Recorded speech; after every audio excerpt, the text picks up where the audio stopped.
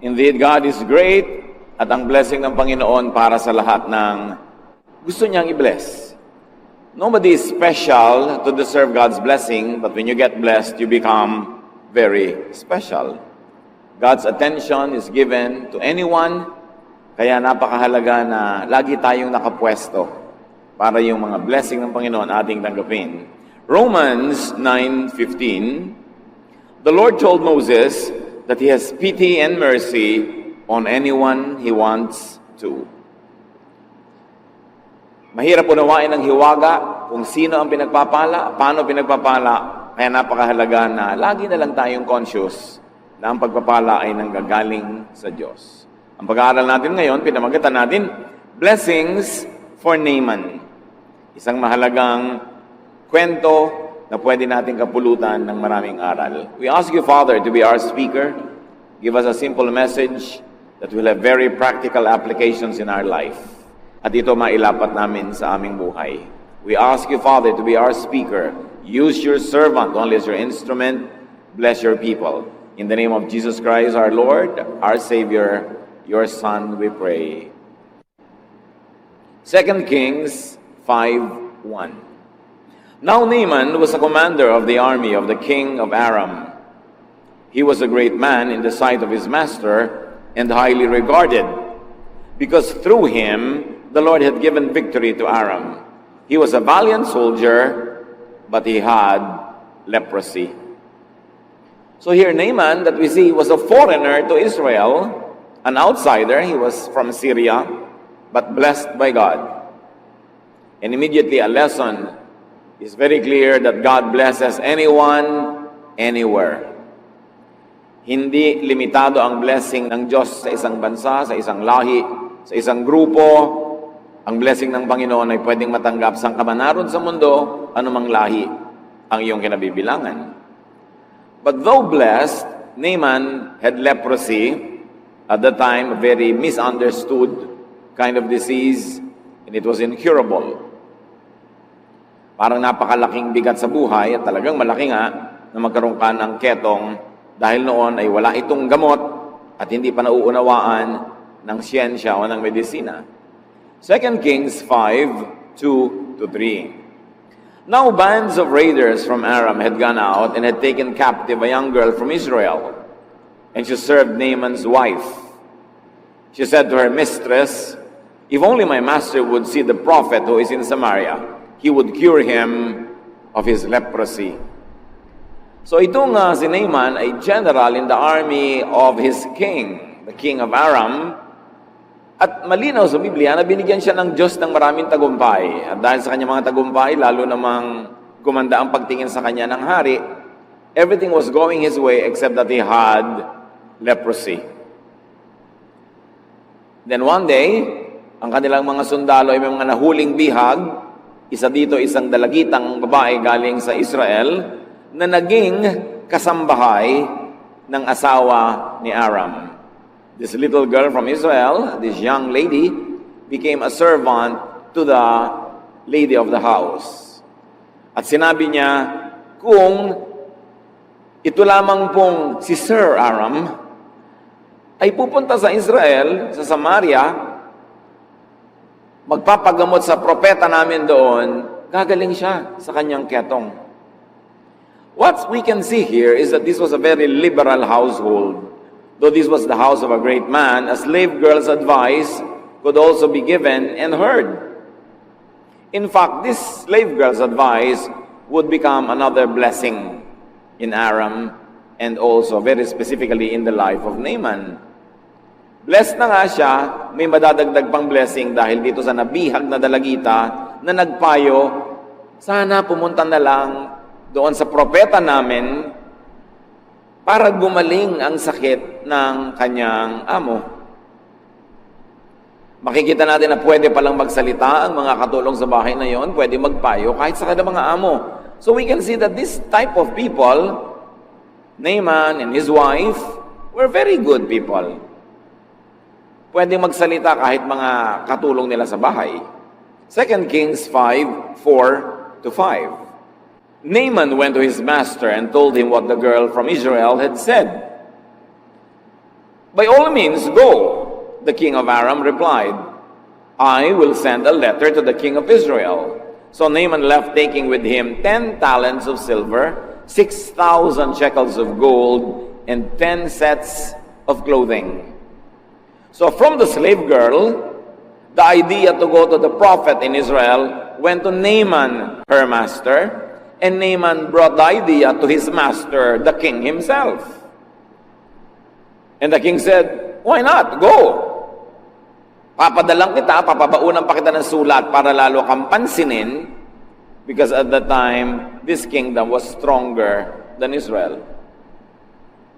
So papansinin ng hari ng Israel yung sulat ng hari ng Aram, at nagdala pa itong si Naaman ng pagkarami-raming kayamanan, regalo sa propeta. So another blessing came to Naaman's life. First, the advice of the young lady, the maid in the house. Now, the king's permission and even a letter. And then he brought gifts. 2 Kings 5, 6-7. The letter that he took to the king of Israel read, "With this letter, I am sending my servant Naaman to you so that you may cure him of his leprosy." As soon as the king of Israel read the letter, he tore his robes and said, "Am I God? Can I kill and bring back to life? Why does this fellow send someone to me to be cured of his leprosy? See how he is trying to pick a quarrel with me." Either there was a miscommunication, the king of Aram thought that the king of Israel was the one who had the power to heal, or it was just a general letter asking the king to move whoever was in his kingdom that could heal Naaman. But the king of Israel became afraid. Sabi niya, "Diyos ba ako? Bakit itong hari na to sa kabilang kingdom nagpapadala sa akin ng ganitong uri ng request na pagalingin ko itong leprosy ng kanyang tauhan? Sigurado humahanap yan ng away. Na pag hindi ko napagaling, magkakaroon siya na excuse para tagirahin at mananalo sila dahil mas malakas sila sa atin kesa ngayon." So it was one king's expectation and request that sounded like a demand, and another king's concern and fear. Pag merong miscommunication, laging maraming fear. Kaya dapat nagkakalinawan, ano ba talaga ibig mong sabihin? Ito ba talagang iniisip ko ang iniisip mo?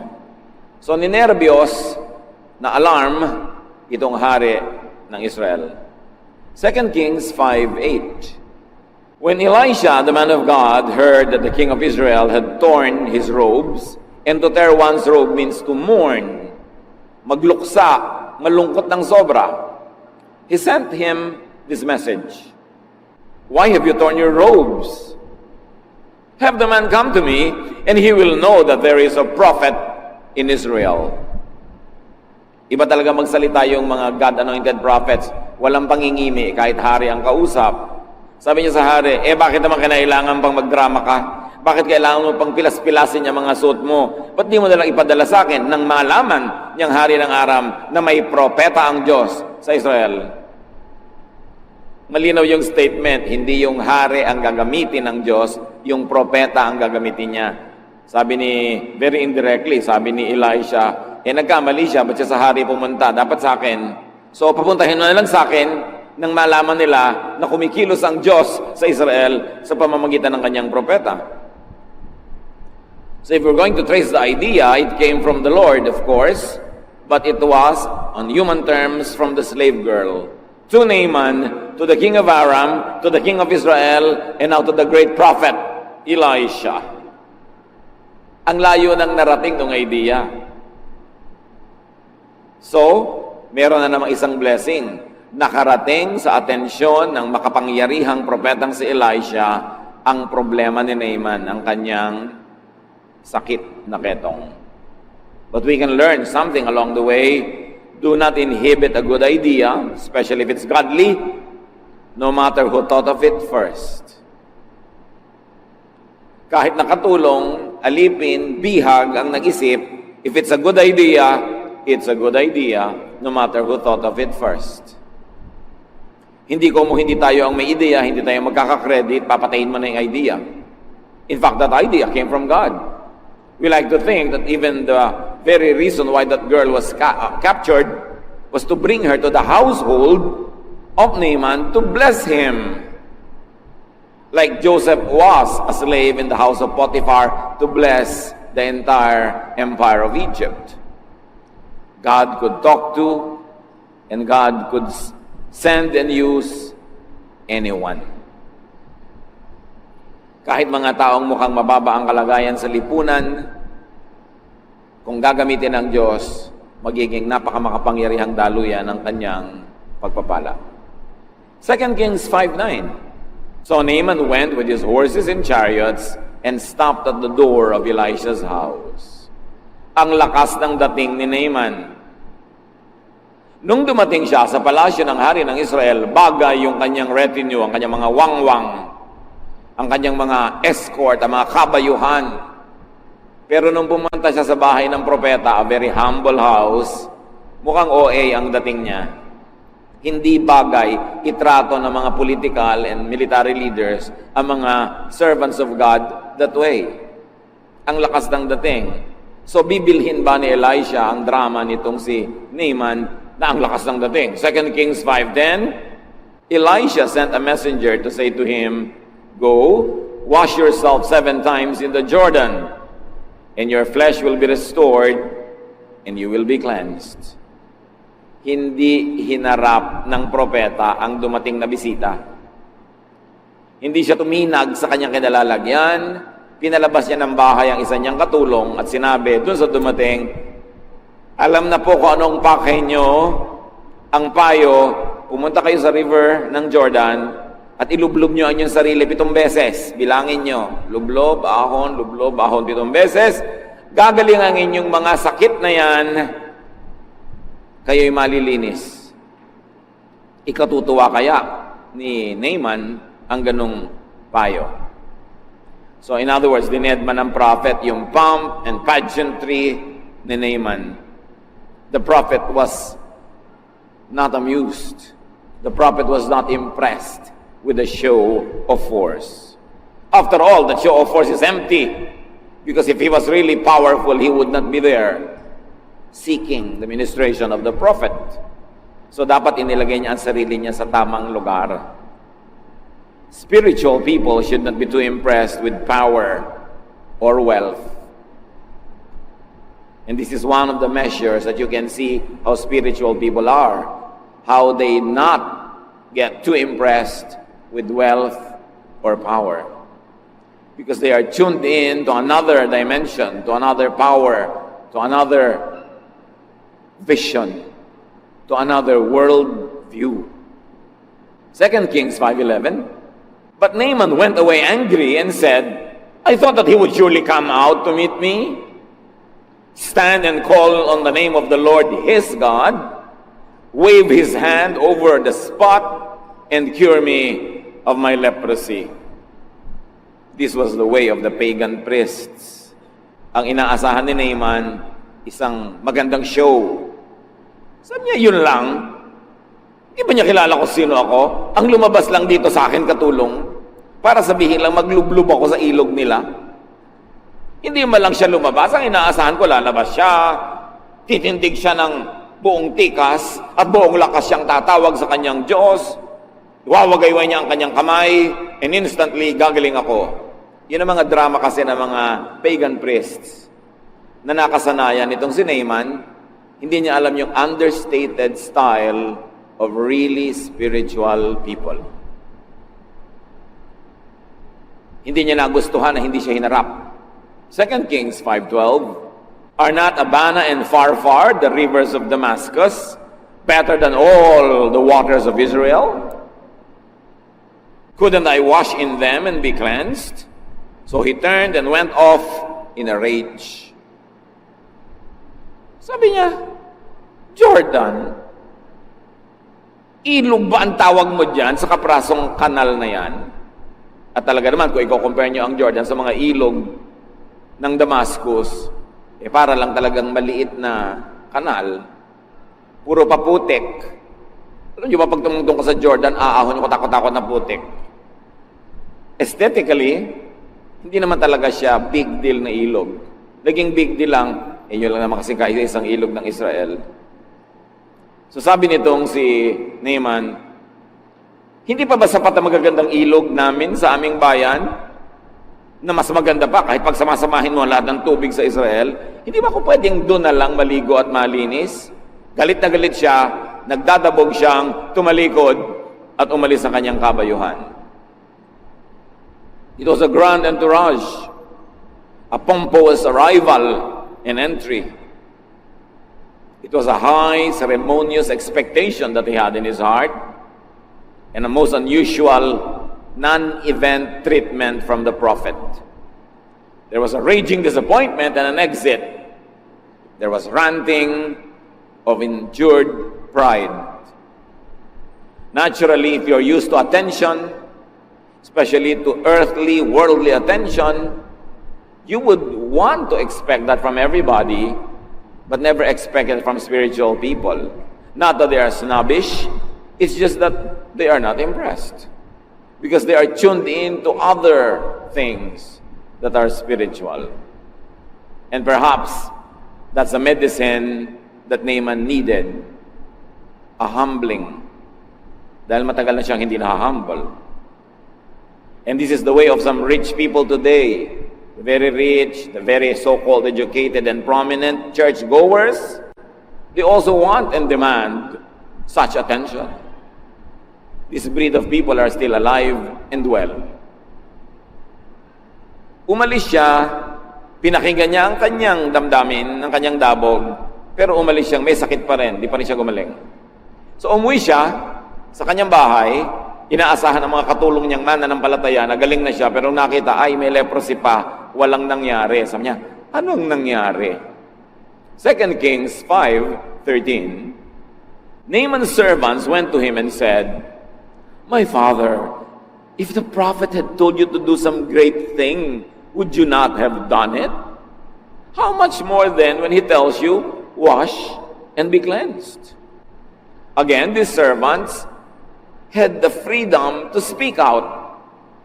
And it is to your credit if people under you can speak out. Especially if they can speak out for your well-being. Sabi niya, "Tatay, kung yung pong propeta may ipinagawa sa inyong mas mahirap, di ba para gumaling kayo, gagawin nyo? Kung ipinahuli sa inyong ibong Adarna, baka hulihin nyo talaga. Kung ipinasisid sa inyo ang dagat, kung ipinasakop sa inyo ang lahat ng mga kaharian dyan, gagawin nyo. Tapos maglublob lang sa ilog, di nyo pa sinunod. Gaano ba naman kahirap yon?" Naaman was too great to be blessed. No one can be too small to be blessed, but some people are too big to be blessed. At yun ang attitude ni Naaman. So here comes another common advice, another common sense from very common people that many people of high stature miss. Sabi niya, ba't di na lang yung sinunod? Madali namang gawin. Madali sa mapagpakumbaba. Pero hindi madali sa may yabang at angas sa buhay. Una, nainis na siya na hindi siya hinarap. Katulong lang humarap sa kanya, hindi niya opposite number. Pagkatapos, ang liit-liit ng ilog, parang ganun lang. Hindi ba ako magmumukhang nauto, mukha naman akong chip, nasusundin ko yan, yun lang. Hindi tuloy siya gumaling. Pero nung payuhan siya na kanyang makatulong, pati nyo na lang gawin. Ito talaga, hanap naman kayo ng kagalingan.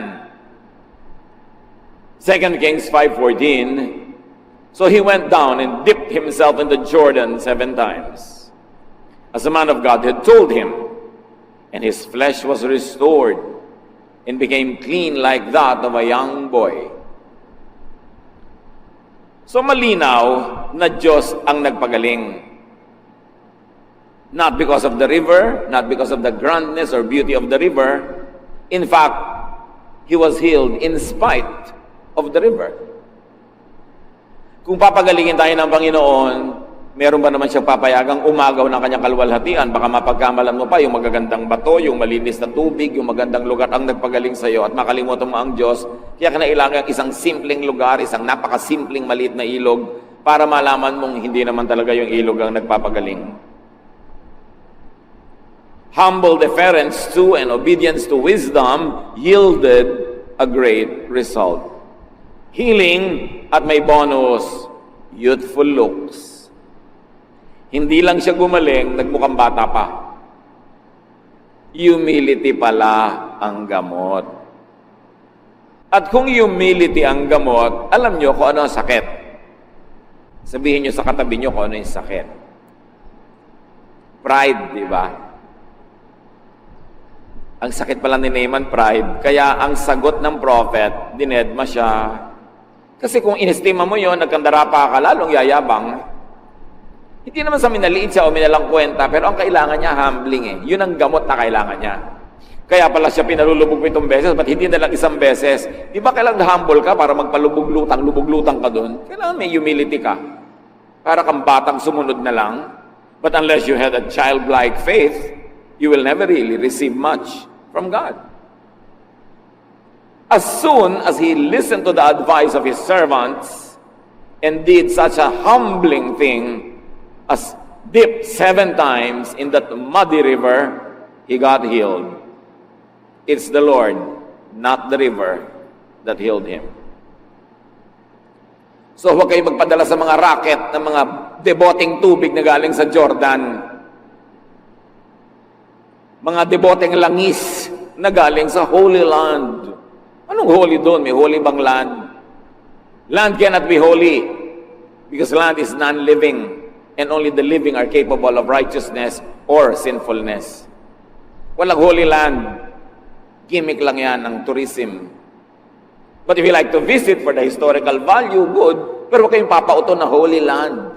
Magpe-pray ka sa Garden of Gethsemane. Sa garden nyo rin na puro makahiya at okra, nandun din ang Diyos.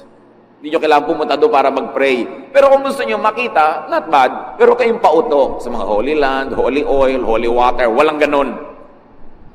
Ang Diyos ang nagpapagaling. Kaya nga, pagkarumi-rumit, maputik na tubig pa yung ginamit eh. 2 Kings 5:15. Then Naaman and all his attendants went back to the man of God. He stood before him and said, Now I know that there is no God in all the world except in Israel.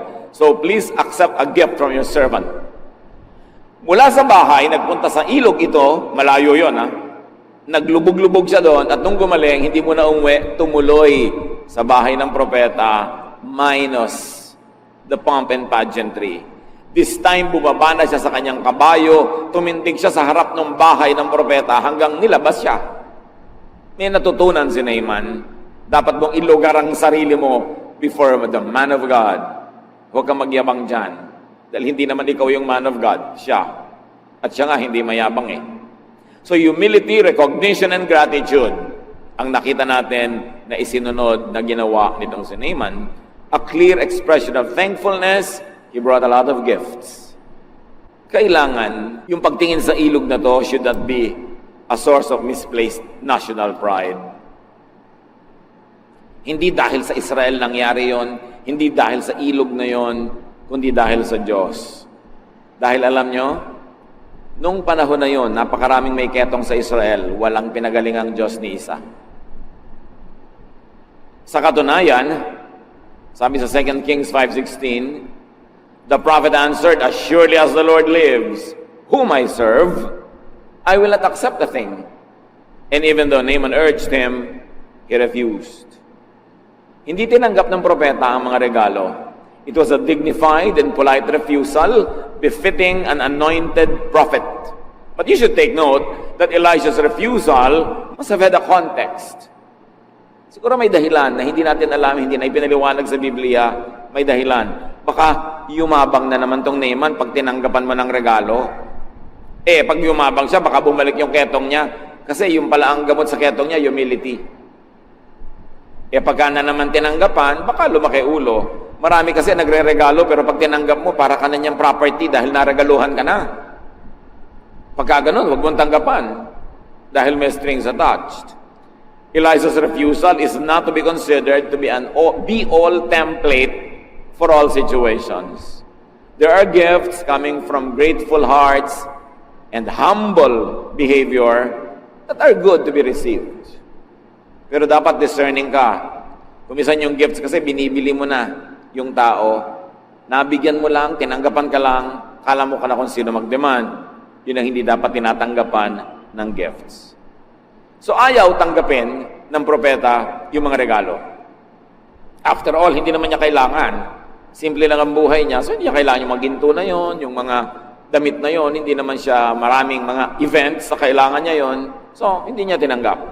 2 Kings 5:17, if you will not, meaning if you will not receive these gifts, said Naaman, please let me, your servant, naku, siya na ngayon ang servant ng prophet, marunong nang siyang lumugar ngayon. Please let me, your servant, be given as much earth as a pair of mules can carry, for your servant will never again make burnt offerings and sacrifices to any other god but the Lord. Well-traveled itong si Naaman, exposed siya sa maraming religions, exposed siya sa maraming philosophies, pero ngayon lang siya gumaling from his leprosy. Mayroon siyang napatunayan. Sabi niya, kung hindi niyo tatanggapin ang regalo ko, ako ang may hihingin. Bigyan niyo ako ng lupa, kakalkaling ko mula dito sa lugar na ito, na kayang dalhin ng 2 buriko. Iuuwi ko sa aking tahanan, gagawa ako ng dambana, ng altar, at doon ako gagawa ng mga offerings. Hindi na ako gagawa ng offering kung kani-kaninong Diyos. Mag-o-offering ako sa Diyos na nagpagaling sa akin. So Naaman wanted to build a portable altar, a tangible piece of intangible spirituality. That's what he wanted to bring home. But remember, this is more symbolic than practical. If it's not the river that healed him, then it's not the soil that mattered either. Hindi yung tubig, hindi yung lupa, hindi yung oil, hindi yung merchandise. But because we are made of flesh, we want something tangible. So uwi-uwi niya souvenir from Israel, lupa, itutumpok niya, gagawin niyang dambana. What is important is faith in God who did all of these things, not in material things that became tools in God's work. At meron pang isa na inilapit itong si Naaman, 2 Kings 5:18, but may the Lord forgive your servant for this one thing. When my master enters the temple of Rimmon to bow down, and he is leaning on my arm, I have to bow there also. When I bow down the temple of Rimmon, may the Lord forgive your servant for this. Malinaw na malinaw dito kay Naaman na meron na siyang Diyos na sinasamba, ang Diyos ng Israel. Pero ganun siya ka-close sa hari. Sa niya yung hari namin, pagpapasok sa templo namin, at lumuluhod siya doon sa templo, nakakapit siya sa braso ko dahil matanda na siya, siyempre, luluhod din ako. Patawarin nawa ako ng Diyos na nagpagaling sa akin. Kung ito'y gawin ko, walang personalan, trabaho lang. So the believer knew that idolatry is out of place in his newfound faith in God. But he had duties. He had work. Trabaho lang. Humihingi siya ng space in his spirituality for his duty and work. Kung ngayon nagpaalam yan sa mga born-again leaders, hindi yan papayagan. Pero pinayagan kaya. 2 Kings 5:19, sabi ng propeta, go in peace. Elisha said. In other words, this Elisha had such a broad mind. He displayed understanding, tolerance, and even a blessing, which many people today should study and emulate. Hindi siya masyadong rabid, narrow-minded, verse-stoning teacher. Sabi niya, naintindihan ko, may tungkulin ka, sige, go in peace. Basta nasa puso mo ang tunay na Panginoon, may trabaho ka, di gawin mo. God's blessing was received and enjoyed by Naaman and his king and his country, even before he had a very clear understanding of God. Ibig sabihin, God's blessing is not limited to Israel and the Israelites. It is not limited to certain persons or group of persons. Sa katunayan, kalaban nga ng Israel, yung Aram nung panahon na yon, ang binebless pa ng Diyos na manalo ay sila. At binless pa sila na makabihag ng mga bata at mga dalagita na siyang naging dahilan para mapayuhan si Naaman. Si Jesus, binanggit ang istoryang binasa natin. Thousands of years later, babanggitin ito ni Jesus sa Luke 4:25-28. Once during the time of Elijah, there was no rain for 3.5 years, and people everywhere were starving. There were many widows in Israel, but Elijah was sent only to a widow in the town of Zarephath near the city of Sidon. Sabi ni Jesus, nung panahon ng taggutom, napakaraming byuda sa Israel, walang kinupkop ang Diyos ni isa. Pero may kinupkop siyang byuda, hindi Israelite, taga Zarephath. And verse 27, during the time of the prophet Elisha, yung binasa natin ngayon, many men in Israel had leprosy, but no one was healed except Naaman who lived in Syria. When the people in the meeting place heard Jesus say this, they became so angry. Israelites had always been used to thinking of themselves as special, as favored, and Jesus shattered that myth, that self-centered, ethnocentric myth. At marami pang beses uulit-ulitin niya ni Jesus. Sasabihin niya, I've never seen a faith like this in Israel, but the faith of this Syrophoenician woman is impressive. Sasabihin niya, I've never seen faith like the faith of this centurion. This I have never seen among Israelites. Ipinapakita ni Jesus na minamatyagan, tinitingnan ng Diyos ang lahat ng tao sa buong mundo. At ang Diyos ay humahanga, si Jesus ay humahanga sa pananalig, kahit ang nananalig ay hindi Israelite. At itong si Naaman, sabi niya, sa dinami-rami ng may ketong noong panahon ni Elisha, sa bayan ng Israel, walang pinagaling ang Diyos. Isa lang, si Naaman, hindi pa Israelite. God blesses whom He likes to bless. Walang sino man na may exclusive franchise for blessing. Romans 9:15, the Lord told Moses that He has pity and mercy on anyone He wants to. Another lesson is that more blessings could await those who are already blessed, if only they were humble and obedient to godly counsel. Blessed na si Naaman, kaya lang may ketong. Ang spiritual cause pala nito, pride, kaya ang reseta, humility. And when he ate his humble pie, he got healed. God could give counsel through slave girls. Huwag nating mamalitin ang sinuman, maaaring gamitin ang sinuman ng Diyos na daluyan ang kanyang pagpapayo tungo sa ating buhay. Don't feel superior to anybody because anybody could be used by the Lord to speak to you. God could speak through donkeys, as we have seen in the Bible. God could provide food through unclean ravens, as God fed Elisha. And God could protect His servants through a prostitute in the story of Rahab. Nobody is beyond redemption, and nobody is so badly situated that God could not use her or him. Dapat nakabukas ang ating mata, ang ating tainga sa pagpapala ng Diyos kahit kanino padaanin. Huwag kang mamili. Huwag mo sasabihin, sino ba ang teacher sa Bible study class? Baka mas educated pa ako. Baka mas mayaman pa ako. Baka mas maganda pa yung bahay namin kaysa doon sa lugar ng Bible study na yan.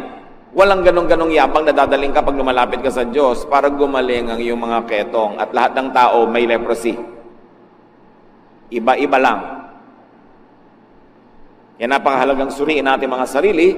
Baka blessed na tayo. Kaya lang, yun yung kaya lang eh. May sabit, may kulang, o may sobra. At maaaring ang dahilan, tulad nitong kay Naaman, kailangan mo pala maglublob ka sa ilog mo, ano man yun. Baka merong taong kinawawa mo noon, dapat bumalik ka sa kanya at mag-sorry ka. Yun ang ilog na lulubluban mo. You're humbling of yourself para mawala ang iyong leprosy. Baka may pinagyabangan ka noon na kailangan ngayong bumawi ka, magpakumbaba. Baka meron ka napakataas na sinabi na kailangan mong bawiin. Ano man yon, mga kapatid, sayang ang pag-upo nyo dyan pag hindi natin inisip na there is a Naaman in all of us. And there is that leprosy in all of us. And there is that humbling act that we should do to receive God's healing and God's blessing. And another lesson from this beautiful story is that gratitude and expressive thanksgiving is a mark of godliness and civility. Kung ikay natulungan nino man, kailangan magpasalamat ka at ipahayag mo ang iyong mga pasalamat sa anumang kaya mong paraan. Si Naaman, palibas at marami siyang material na kabuhayan, yan ang kaya niyang expression na ibigay. Pwede namang magbigay ka ng atensyon, ng serbisyo, tulong, ano man yon. Pero sa sino mang gumagawa ng mabuti sa atin, dapat tumatanaw tayo at marunong tayo magsukli ng kabutihan din. Huwag ka lang tanggap ng tanggap. Mga Kristiyano, pagka nagpunta sa psychiatrist, ang mahal-mahal ng bayad. Pag nagpa-counsel sa mga counselors, TY, kahit malang isang atis na bulok, wala malang iabot. Papray ng papray kung kani-kanino, ginigising mo na madaling araw pag hindi ka makatulog, naliligalig ka. Kahit man lang isang choknat, hindi mo maabutan. Pero willing na willing ka magbayad sa mga mahal na hindi ka kakilala at wala namang malasakit sa iyo. A really grateful heart will always express it in ways that you can. And another lesson is that one's personal spirituality and profession and work could coexist. Marami nagtatanong, nagtatrabaho po ako sa ganitong lugar na sa tingin ng maraming Bible teachers, hindi dapat nagtatrabaho doon ang Christian. Yun lang po ang trabaho ko ngayon, nakilala ko po ang Panginoon, nagkaroon ng spirituality. Anong gagawin ko sa buhay? Anong ginawa dito ng propeta? Sabi niya, go in peace. Trabaho mo yan Ngayon, kung hindi ka at isa trabaho na ito dahil naliligalig ang iyong spirito, tiyakin mo lang na naliligalig dahil nga sa udyok ng Diyos at hindi dahil lang na-brainwash ka ng kung sinong religious person na pinapaniwala kang masama ngayon. Baka naman siya lang may ideya at hindi ang Diyos. Pero kung sakali nga, nalabag sa pagiging maka-Diyos, yung ginagawa mo, hindi maghanap ka ng iba, pero habang hindi ka pa nakakahanap, lalo't may pananagutan ka sa buhay, may mga pinapakain ka, sabi ng propeta, go in peace. Walang personalan, trabaho lang. Maluwag ang Diyos nami-mispackage lang siya and misrepresented ng mga mahihigpit na religious leaders. Pero kung ang Diyos talaga ang pupuntahan mo at yung mga propetang tunay, you will fall in love with God. Kasi ang bait-bait. Ang luwag-luwag kasama, hindi nakakasakal. Pag nakakasakal, hindi yun galing sa Diyos. Kasi hindi naman bumaba si Jesus sa lupa para kasakalin. Alam nga naman ang mission niya, manakal. So pag ang feeling mo, nasasakal ka, there's something wrong. Either with the teaching or with the interpretation. If you have conflicts in your mind about your profession and your spirituality, at least in and as a transition period, stay there until you find a better job. But to drop what you're doing and go hungry, hindi naman yun ang kalooban ng Diyos para sa iyo. At hindi mo kailangan gawin yun para patunayang maka-Diyos ka nga. We have to be liberated from these icons. Sometimes Bible-based Christians are so angry with idols, idolatry.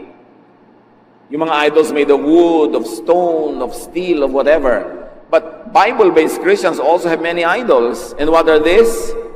Theologies that misrepresent God. Theologies that do not present the true image of God, but shows only the interpretation of the religious. Idol din yun. Mas delikado yung idol na minimisrepresent mo ang Diyos. Na ang Diyos ay laging galit, laging nagpaparusa, puro bawal. It is a misrepresentation of God. Mature spirituality could and would understand other people's boundedness to duty and profession. Meron pa naging Kristiyano pero nasa military o police. So alam nga namang hindi ka na manghuli ng masama at hindi ka na mamaril kung nagbabarilan dahil Kristiyano ka. I-apply natin itong istorya sa tunay na buhay para magkaroon ng kahulugan sa atin. Sabi ng prophet, go in peace. Then settle it later. But for now, you are in a transition period, go in peace. Darating din yung kaayusan na yan na hinahanap mo. Mature spirituality could and would be tolerant of people's realities and even beliefs. You don't walk into people's lives and rearrange them the way your religion tells you to.